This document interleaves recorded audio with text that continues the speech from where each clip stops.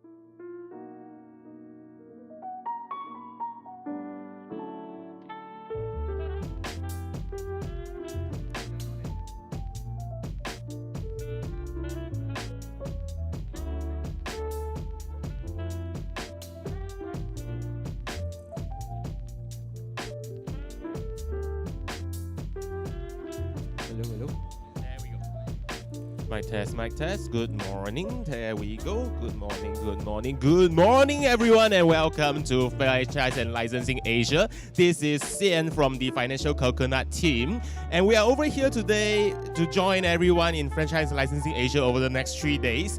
We will be doing the TFC business show live over here in Franchise Licensing Asia. And if you heard of us on Spotify before, heard of us on Apple Podcasts before, you get to watch us live over here at the Franchise and Licensing Asia over the next 3 days. So we'll be here again to bring you fresh conversations and expert insights across the next 3 days of the exhibition for financial literacy, which tying back to what we say, we always work smart, encourage everyone to work smart and invest and retire well over here at the Financial Coconut podcast channels. So to kick things off at 11 o'clock in the morning in about 10 minutes time, we are starting with our first panel over here. We'll be talking about how to start a business in 2025 and also everything that you need to know. To join us on the panel over here today, we have our Chief Financial Coconut, Reggie, and also David from Minimalist in the City. You get to hear some insights about how to be a minimalist and also financial insights. And of course, we have Amir from the Golden Nuggets podcast. And also at the same time, we have Nick joining us by PTix. So we'll be seeing them in about 10 minutes time. So if you have time, do swing by to the Financial Coconut booth at AD 37 in the Franchise and Licensing Asia for today. We'll be starting the live podcast at 11 o'clock.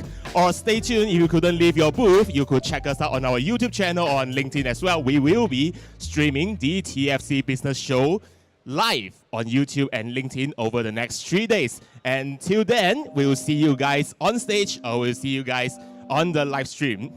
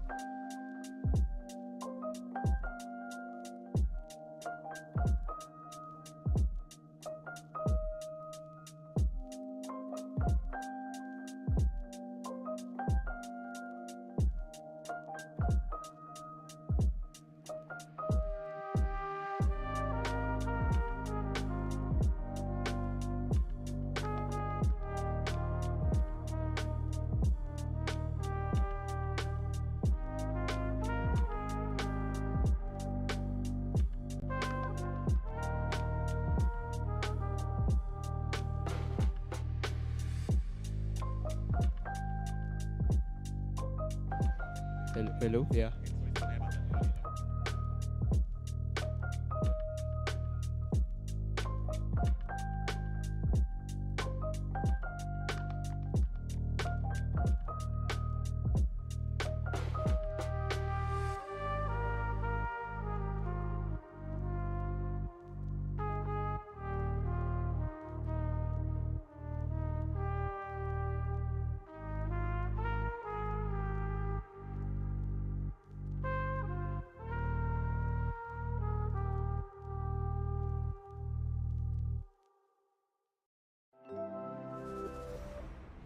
Unlock a new world of efficiency with Asana.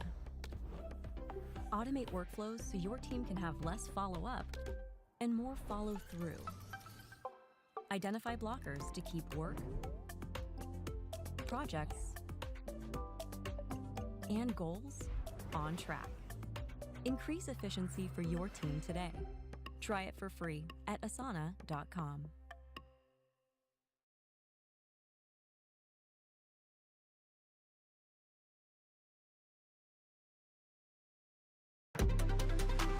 It's amazing to see my drawings come to life. I love that animation.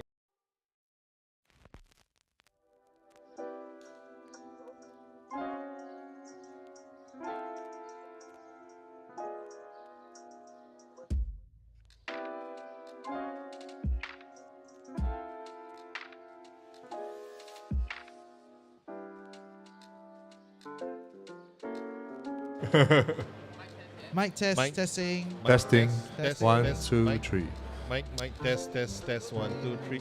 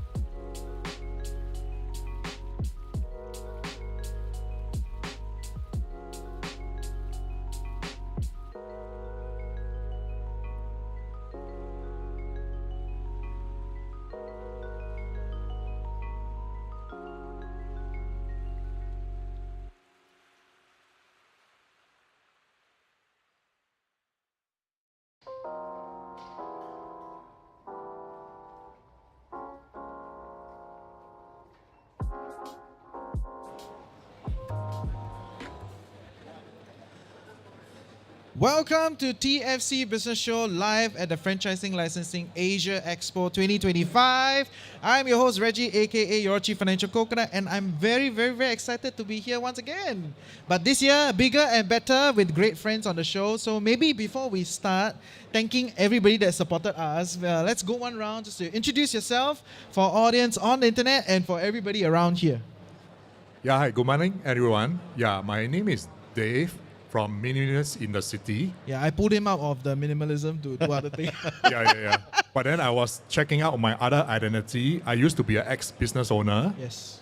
ex-engineer, ex-banker. Yeah. So I believe that my experience is qualified for this show, actually. It's true, lah. Although he's always on Chills, right, which is our other show, but I think I drag him onto the business show to talk a little bit about his business experience. We will go there in a while, right? He has done franchises before, built his own business, so we'll go there in a while. But this one is a 20-year ago experience. Yep. Right. It's very different. Yeah, a bit different, huh? But he was saying that he was very happy to have an event, so we'll go there later. And joining me, Amir, you want to introduce yourself for audience that don't yet know you? Hi everyone, my name is Amir. I'm from the Golden Nuggets podcast. Thank you, Reggie, for having me here and also us here. My background, I'm actually an ex-nurse. So the viral video that I helped That one Reggie, viral. I helped Reggie get how many thousand of followers extra, Jay? Yeah. I think that video was 300,000 views or something. Yes. Yeah, so I was an ex-nurse, still have my license, but right now I'm focusing more on my podcast business. Yeah, which is the #1 Malay Muslim business podcast. Yes.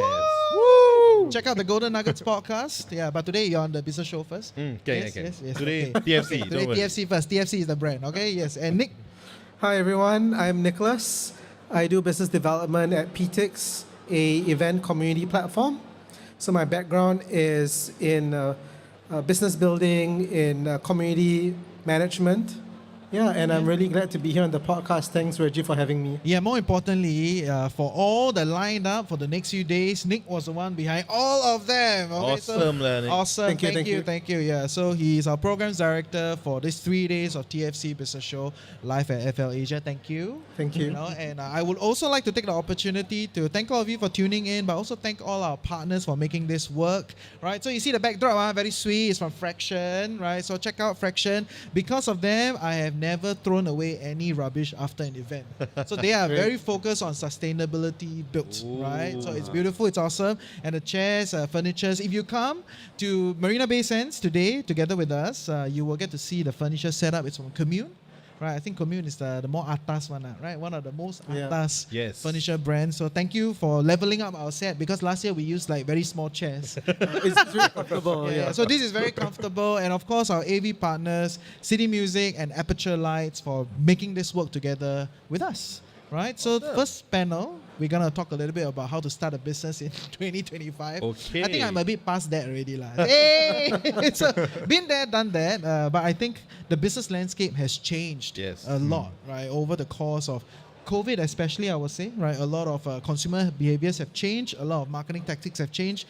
Business makeup and structures, everything has changed, right? So we're here to just give you some insights into what we have gathered before teasing you to all the other bigger panels to come throughout the day and over the next 3 days. So yeah, maybe Dave, you want to walk us through 20 years ago, start a franchise. How did it look like? Start a business. How did it look like? Okay, I try to recollect as much as I can. I think the very first time I started a business is when I was like 20 years ago. It's like when I was like 24, 25 years old. So you can guess my age. Don't need guess. So it started with my dad. Actually, we bought a van. We started a company, we bought a van, and then we did a delivery service. Okay. Yeah, so it's not like the nowadays Ninja van, like Lala Move. Yeah, so it was very old days. There was not much kind of like, I think during Facebook then was like pretty raw. I think I only had my first iPhone was like 2008 or 2009. Yeah, something like that. I think this one entering the museum. Yeah. So it's like the museum days, right? Wish something like this would have happened like 20 years back. It could have helped a lot. And then after that first business, I actually tried to look for a franchisor. Okay. So actually I looked for Gloria Jeans, Coffee, 7-Eleven, and then eventually I ended up with SPH, Bus Kiosk. like those selling The worst newspaper. investment ever. Actually, Look at what's happening. Cannot say. yeah. Cannot say. Oh, Yeah. okay. Maybe Actually, one day the- the money will drop. Okay, yeah. trickle down, Maybe one day they will buy me Yeah. out. Right? Okay. Sorry. 900 million. Yeah. Yeah. So it was good old days lah. I think things were still working fine during then, but then partnership didn't really work out, so I exited that business. And then that is kind of like my entry into the business. Yeah. And then I went into banking, so it's something totally different. Yeah. Yeah. After you fail as an entrepreneur a few times, you cannot tahan already, right? Then you gotta Yeah. make some money, you buy a house, right? Yeah, That's like correct, in correct. Singapore. Yeah. So that's why you must go banking. Yeah. Then it makes financial sense. Okay. Yeah. Because my girlfriend stick with me during then. It's like, She's I need to give her a backup plan. Okay, great. So what is your take on like the current landscape? You know, given that we are kind of situated in such a big fair, how has the business discovery process changed from your point of view? Wow, I think I wish this could have happened like probably like 20 years ago. If this could have happened, I think this is the 20th year. Yeah, this is 20th, 20th but year, back then right. probably a lot smaller lah. Everything starts somewhere. Yeah, probably smaller. So that time was more like a coffee shop talk with buddies, that kind of thing. So we were exploring ideas, trying to raise fund. I think it was much tougher then. I think as compared to the business landscape now. Yeah. Okay, fair. So what is your take? How do you begin this business of yours? Wow. Yeah. So what long brought you time ago. Today is a grandfather's actually, story session, right? Everybody is long time ago. My first 20 business years. was 14 years ago. Okay. 2011. What I wanted to do was delivery. I tell you, don't stack the years. You see everybody outside over there. They all have 30, 40 years. Right? So, but anyway, yes. 14 years ago, yes. 14 years ago, started a delivery business. Thought like, start business, must have office, must have staff, logistic business, so must have van. So all these settle first. Haven't even bring in the money. Suddenly no money already. Then after like a few months, we decided like, hey, this is not sustainable. I'm working just to pay the business overhead. So I'm like thinking like, why am I even starting a business, right? Yeah. So at that point of time, I don't understand what is, the opportunities in terms of franchising, all this. So if I had known better, I would have gone that direction lah. But as time goes by, I've learned from past mistakes in the failed businesses that I had. So when I decided to start the podcast business, I know that this is the best way for me to get resources, for me to get connections, and that's the reason why I start the podcast business. But the first time I had the idea was 2018. There was no one who actually showed the way on how to run a podcast as a business. 2019, I got to know about Reggie, Thank you. I'm showing the way. the financial coconut. They cannot tahan me. You were waiting for your shout out, I right? was waiting for the shout out. It's like 2018, there was nobody to show the light. 2019, you correct. saw the light. Yes. So 2019, Reggie, the financial coconut, and perhaps A few others. A few other podcasts also, they showed the way on how to run this as a business. So I thought like, okay, this is a business that I really want to get in, and it's something that I'm really passionate about. So that's how I eventually started the Golden Nuggets podcast.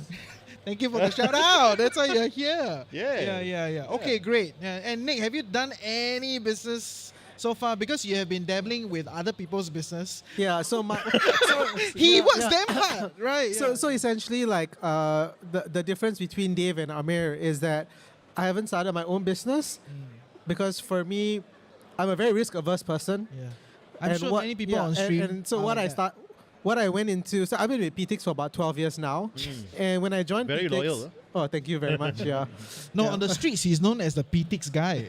Yeah, Nick is the PTX guy. But Yeah. okay, yes. So You see so, P Chan there? Yeah, I P-chan? brought him. Yeah. Yeah. Whatever free marketing, I'm just gonna. I know. And it we're out going to there. talk about that, right? Yeah, that's Yeah. important. Yeah, we're going to talk about it in a bit. But essentially, like 12 years ago when I joined PTX, we had no presence in Singapore at all, 0 users. And I thought that, okay, that would be a great environment to be in, less risk because I'm not the one really managing all the overheads and stuff.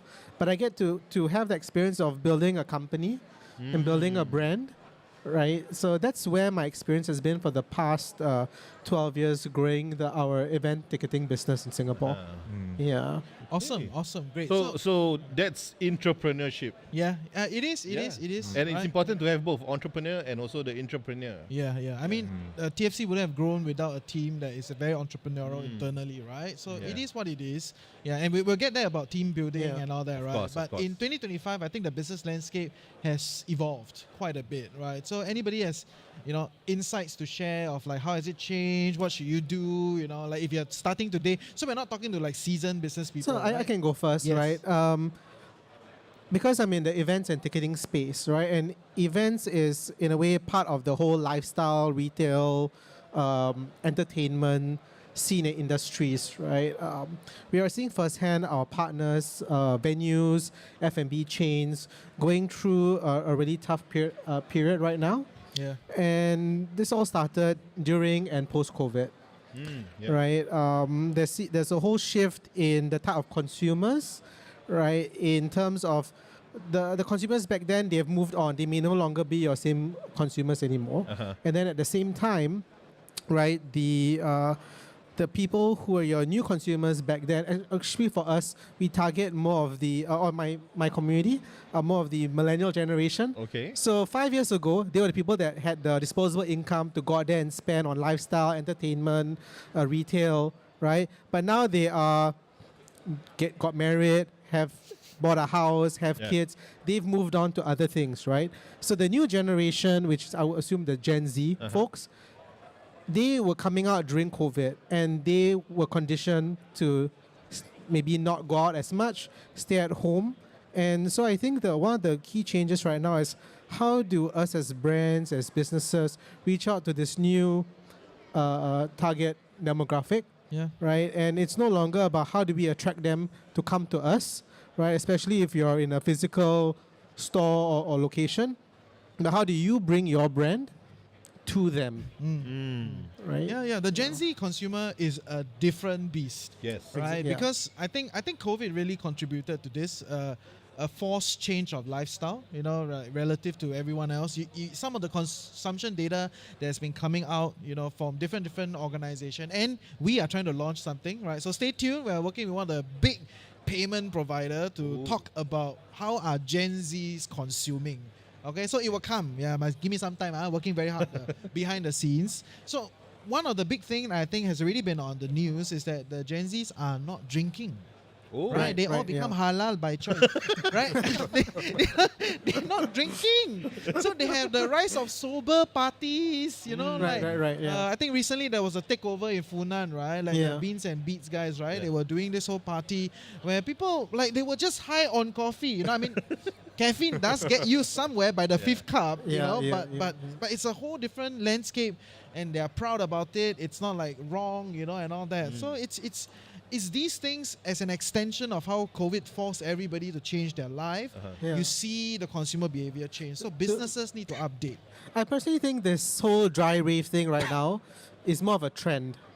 It's just something that is a bit more interesting, capturing the attention, so people are keen to go and have fun and attend, right, and rave out.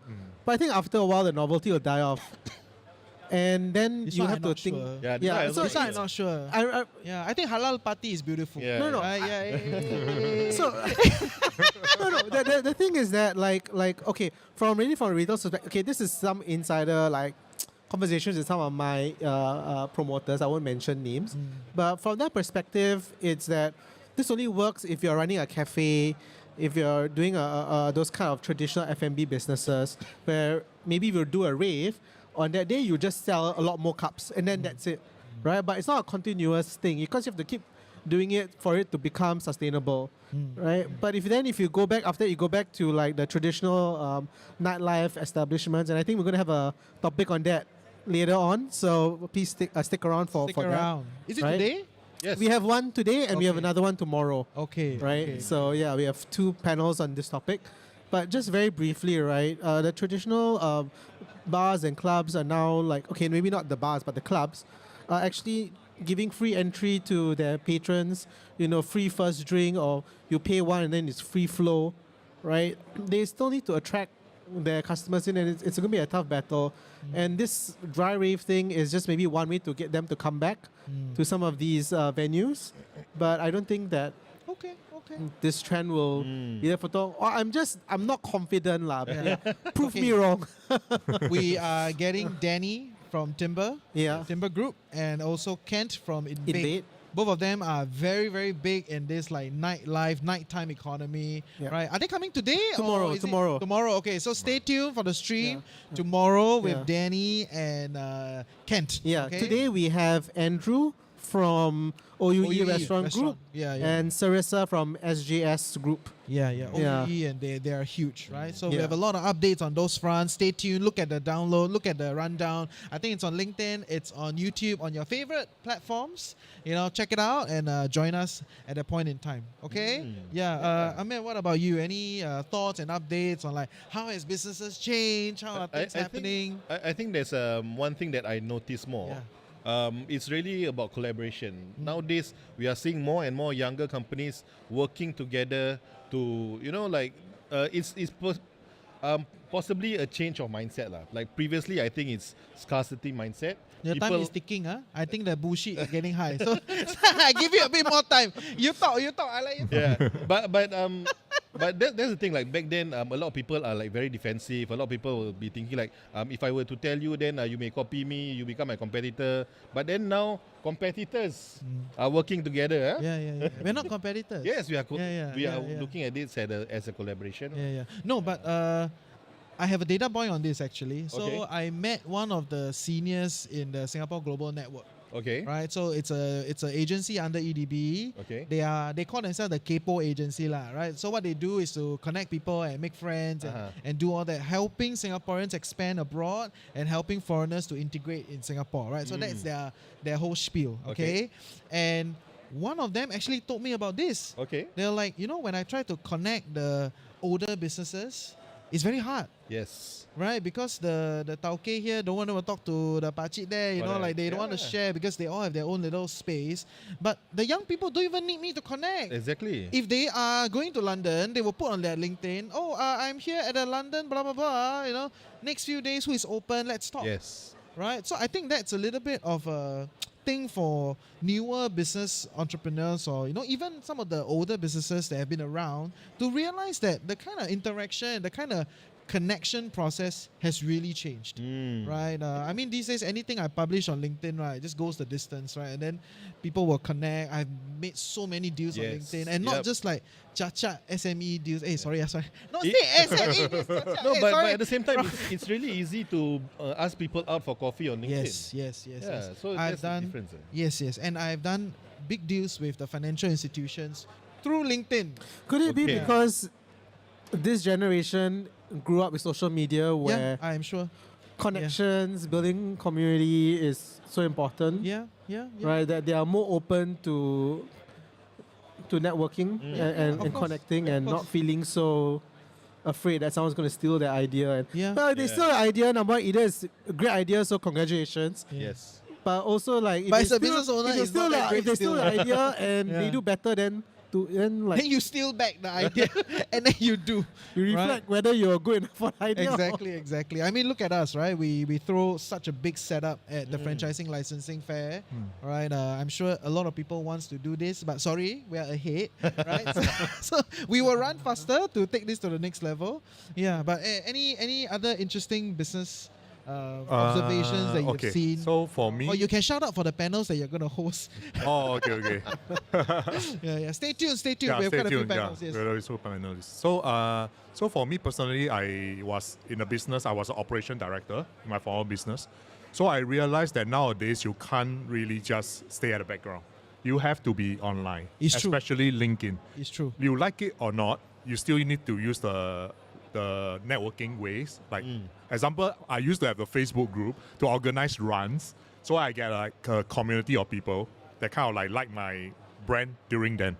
So now I think you got to really go out there, portray yourself like a personality. It's not just a business owner, like you're yourself as a personality that can draw crowds to you or people to you because you stand for something. Yeah, it's not that so easy. Oh, I just starting a retail business or F&B business. It's not. The F&B business is just a business. You need to stand like nowadays like sustainability or whatever, right? That thing, right? So some people they stand for it and they need to kind of like advocate for it. Yeah. You don't just like do it, but then you don't practice it. That kind of thing. Yeah. So I think that part becomes like a very important part of a business strategy nowadays. Fair. No, and I can share with you as a media practitioner and as a media owner, right? That is exactly the things we look out for. Yeah. Like there have been very senior profiles that come in, MD on whatever company, right? They write in. It's very hard to get them on because they got no digital presence. That's true. They send me a PDF file, Yeah. Sorry, I'm not 𝐿𝐿 the MDs, but they send me a PDF file of who they are. They have no digital presence. They have no like I don't know, should I bring them on the show? Right? So this is a big part. If you want to ride on the new way of how businesses are done or how branding and how presence is built, it's digital first lah.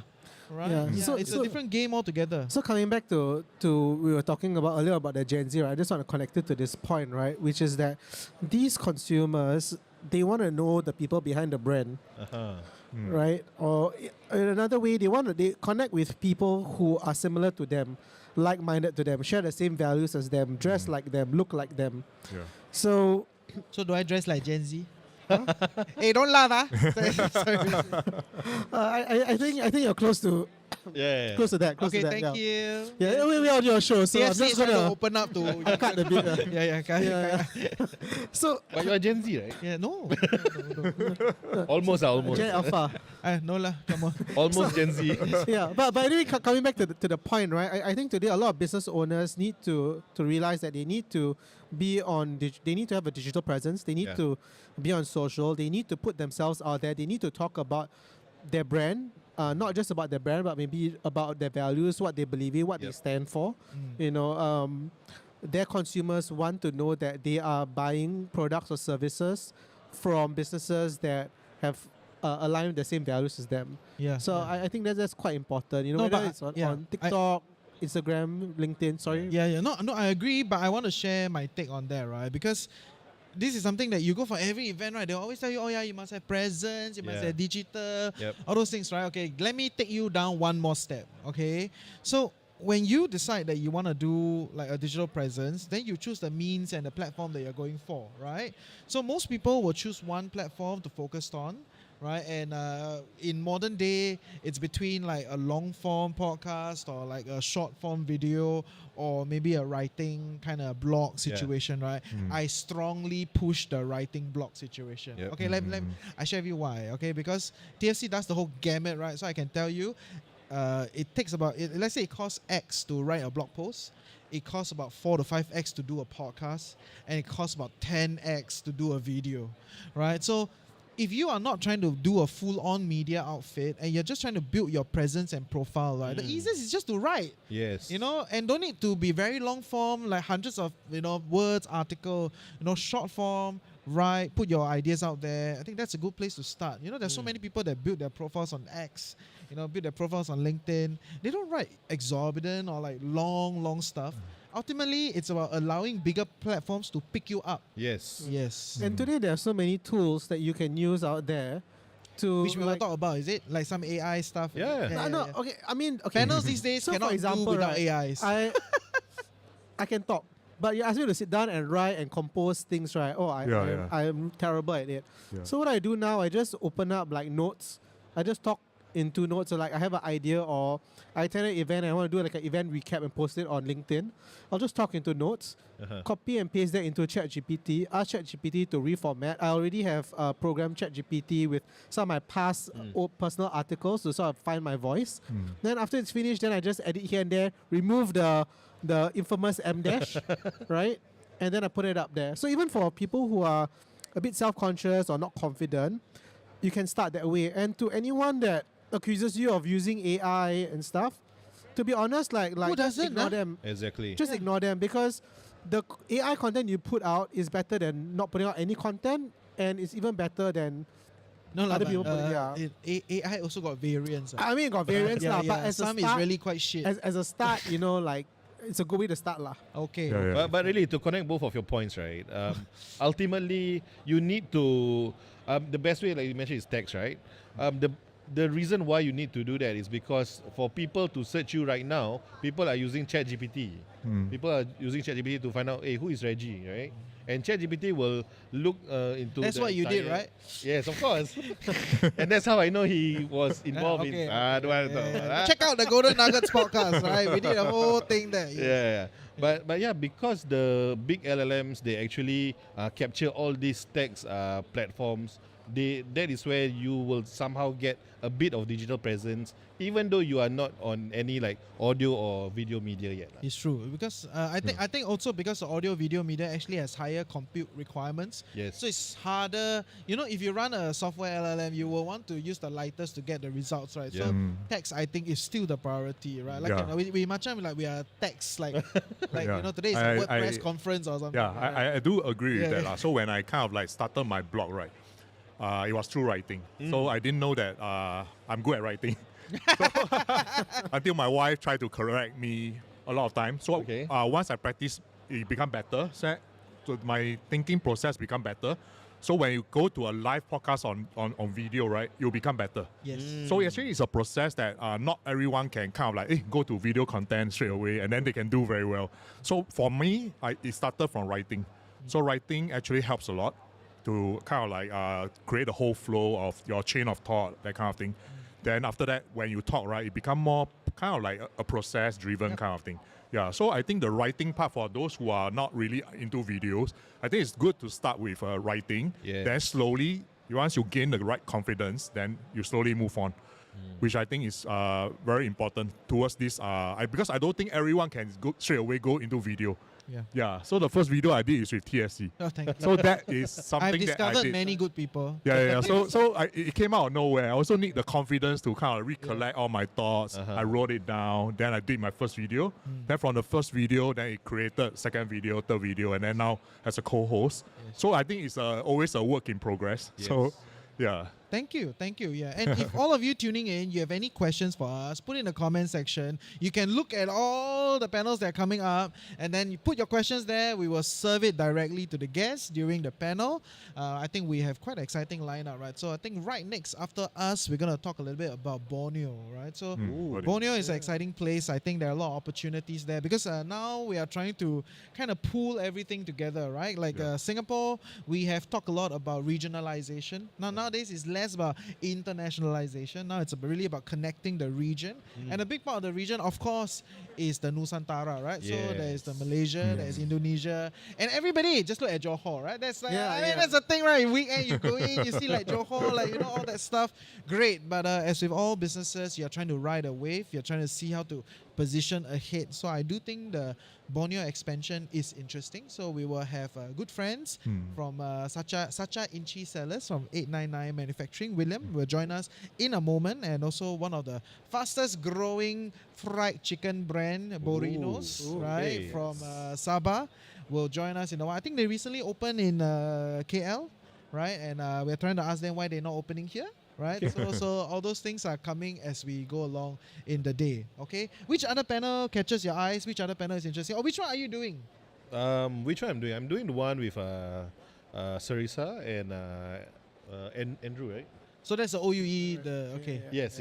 Yeah. So why that caught my eyes because of course I'm you're hosting lah. hosting lah, right? But at the same time, I'm wondering why Nicholas actually put me to host for this segment. I'm supposed to answer here, is it? Yeah. I mean, you can. If you want. If you know this, it's okay.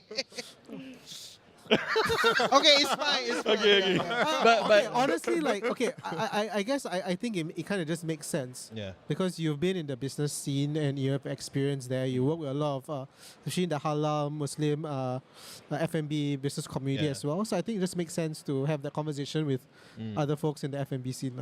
That's literally it. So what is your most exciting panel to come today? Okay.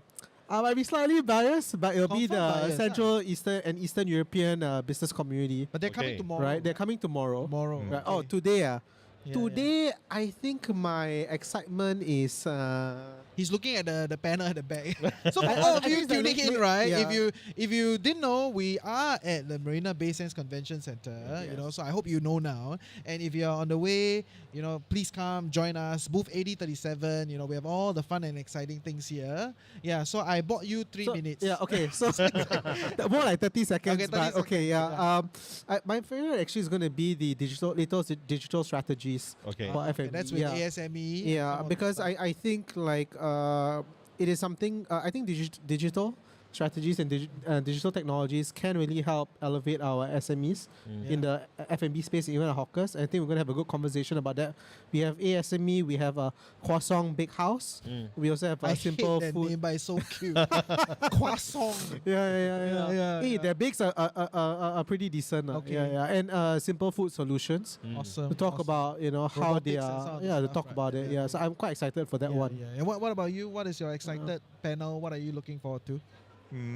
Probably the next panel, which I'm hosting.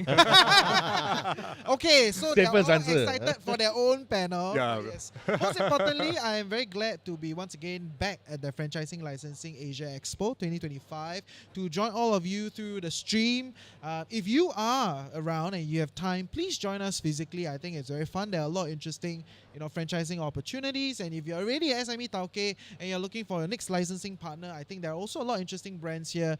Whether is it, I think 𝐕𝗚𝐕𝗚 from BM Smile, they are a very big sponsor this year, and they are gonna essentially do a lot of stuff here. I think recently they sum up a campaign with Singapore Flyer, right? Yeah. And also we have like Sonic, we have Pokemon, we have Hello Kitty, you know, all the biggest cartoon characters around. You know, come to the Franchising Licensing Expo to see what is in store for your next business expansion plan. Even one of our guests from Uncle 𝐿𝐴𝐻𝐿, yeah, they have a Uncle booth 𝐿𝐴𝐻𝐿 is joining us on day 3. Yeah, on day 3. Big love for Uncle 𝐿𝐴𝐻𝐿. Yes. I'm so excited to talk to her. Dawn loves her so much. She asked me, can she host? Right? So then I was like, okay, go. Then I can relax because she didn't want to do Saturday at first. Yeah. Okay, so that's the amount of excitement for Uncle 𝐿𝐴𝐻𝐿. We look forward to having her on set together with many of the other panels. You can check them out. And if you have not, like, share, subscribe. Follow us on our socials. We want to stay tuned with you. And go to thefinancialcoconut.com to put your email address to stay updated about our latest updates. We have many events, many things coming, reports. We are sending business surveys. Right, so stay tuned. Look out for what we have in store for you for the rest of the day. And with that, I think we can sum up the first panel of the day. We'll see you shortly at 12 p.m. for Borneo Expansion 101.